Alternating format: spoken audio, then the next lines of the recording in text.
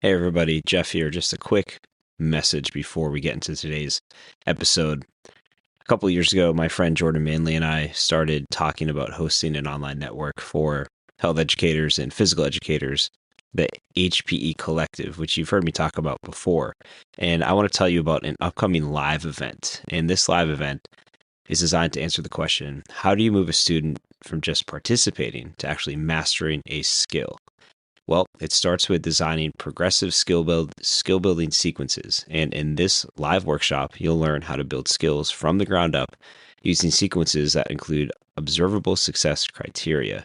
There's no more guessing, and you'll know exactly what success looks like for every student in your class. Here's a quote from someone who's familiar with these sequences. Using these progressive sequences changed how my students see their own progress. They finally know what they are aiming for. In this live session, we are bringing Danny Mados, who will help you move toward rigorous standards-aligned transfer-focused instruction where students leave your gymnasium with skills that they can apply to their very next lesson and beyond. If you would like to pre-register for this live event, please check out the show notes. It's tinyurl.com/MATOSLIVE. And again, that's in the show notes to grab your seat and start building success from the ground up. And now, on to today's show.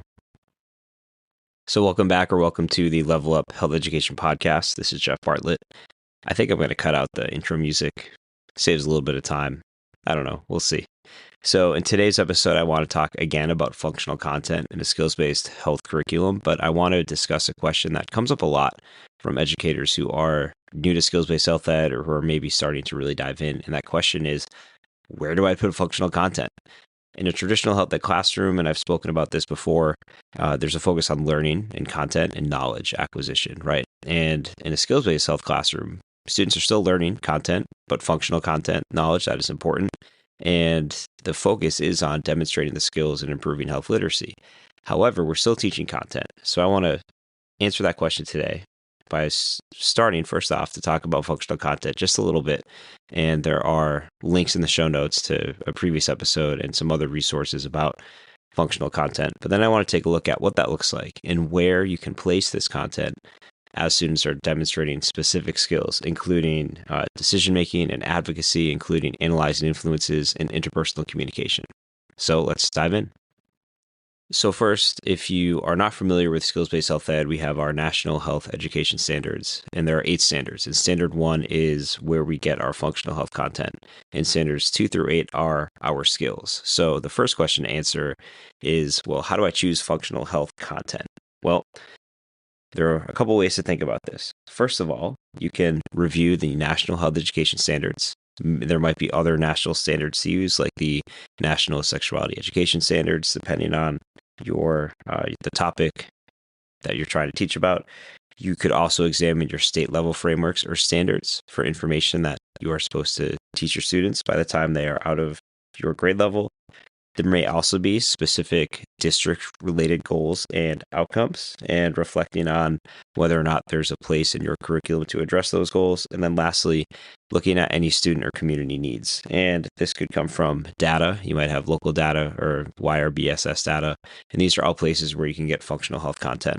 There's some good information in Chapter 15 of Holly Alper and Sarah Bennis's book on teaching skills-based health ed, if you want more information there. Another place to start would be looking at the Centers for Disease Control and their 6 categories of risk behaviors.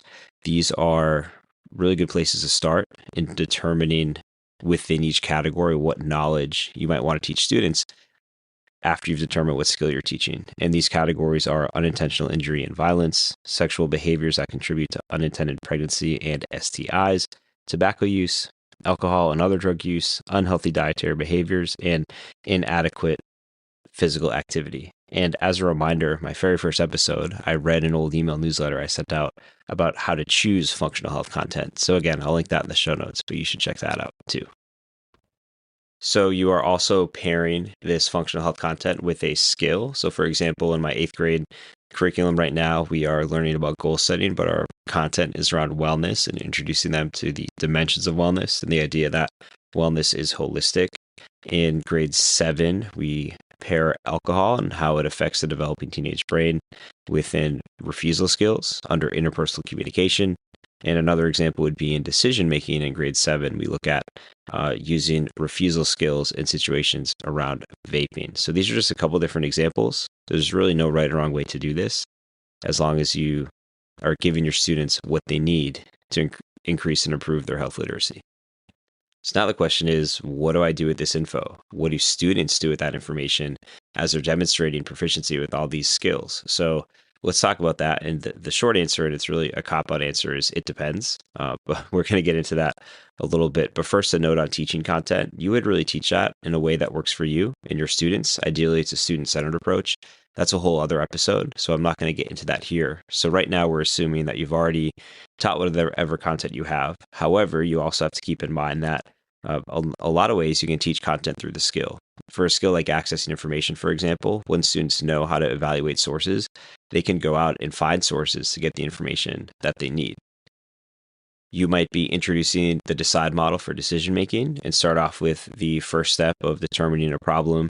And then when you get to the next couple steps of examining options and considering consequences, you may decide, hey, this is where I'm going to pause and throw in some functional content knowledge too. So it's really up to you to find a way that best fits the needs of you and your students. Something to keep in mind is that if we are only teaching skills without this functional content, the skill practice that students are doing is going to feel empty. It's not going to be meaningful. It's not going to be impactful. But if we're only teaching the content without the skills, then we're not going to see an increase in health literacy or behavior change.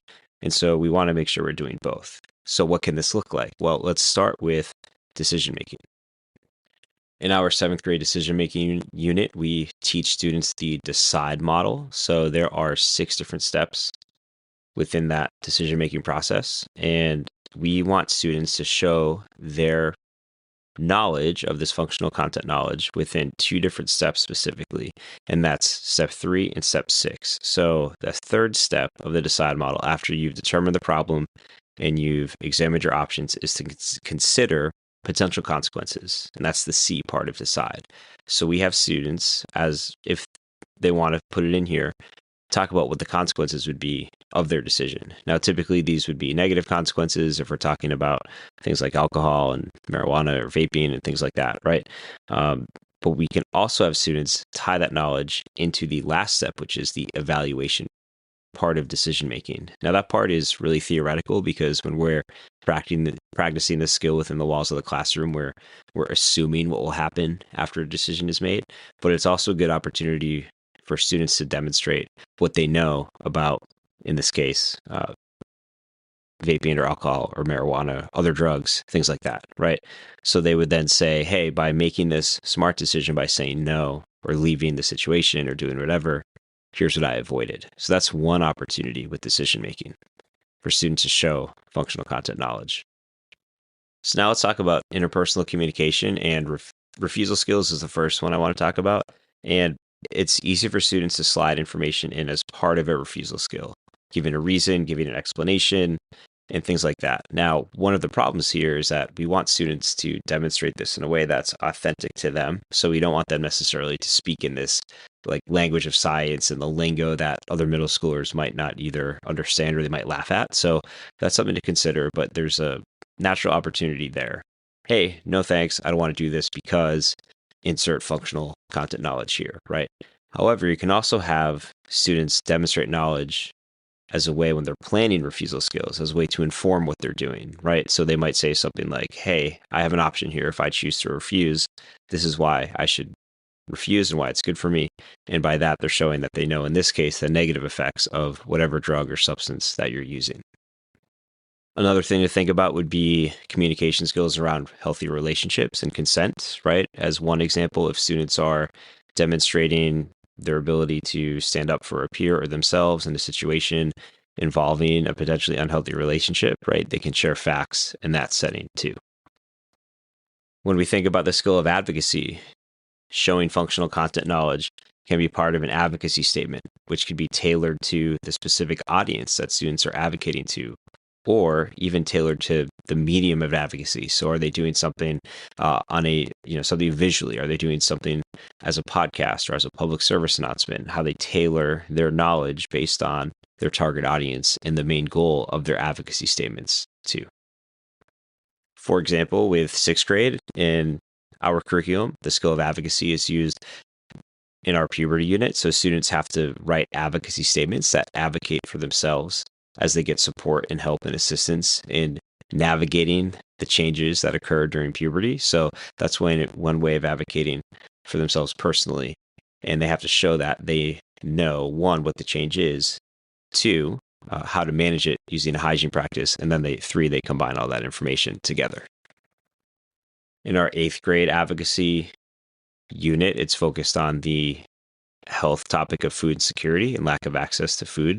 And so those advocacy statements look a little bit different, but it's an opportunity for students to demonstrate a lot of things. So we have them tie in, for example, to a claim, they have to support it with evidence and tie it into an emotional appeal and a call to action.